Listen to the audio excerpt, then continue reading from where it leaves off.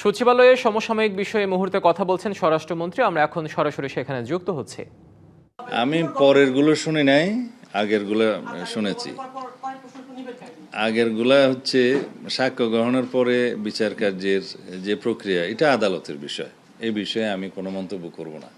আমাদের যেটা function prosecution side থেকে, সেটা আমরা ফাংশন করতে পারি, বাকি আদালতের বিষয়। তবে আমরা চেষ্টা করব যাতে খুব দ্রুত, মানে সংক্ষিপ্ত সময়ের মধ্যে এই বিচারিক প্রক্রিয়াটা শেষ করতে পারি আমরা।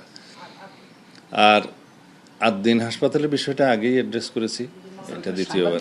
কিন্তু এখানে একটা গ্যাপ আছে মন্ত্রী মহোদয়, একটা গ্যাপ আছে। আদ্দিন হাসপাতালের 6 শিশুর ঘটনায় একটা মামলা হয়েছে, কিন্তু বাচ্চাদের পোস্টমর্টম হয়নি। আমার বিষয় হচ্ছে যে এটা মামলার ক্ষেত্রে কোনো ব্যাঘাত সৃষ্টি করবে না। পোস্টমর্টম না হয়ে থাকলে আসলে মামলার ক্ষেত্রে এটা বাধার সৃষ্টি হয়। এটা গার্জিয়ানদের উচিত যেন পোস্টমর্টমটা করায় নেয়। পোস্টমর্টম ছাড়া যদি কোনো মামলা হয়, বিচার কার্যের এক পর্যায়ে এটার বেনিফিটটা আসামি পক্ষ পেয়ে থাকে, তো সেই জন্য পোস্টমর্টম করে ফেলা উচিত। এটা যারা গার্জিয়ান তাদের একটু সচেতন হওয়া দরকার। নগদ নিয়ে এলো হার না মানা হার অফার। সর্বনিম্ন 10,000 টাকা রেমিটেন্স নগদে পাঠালে থাকছে স্বর্ণের হার জেতার সুযোগ।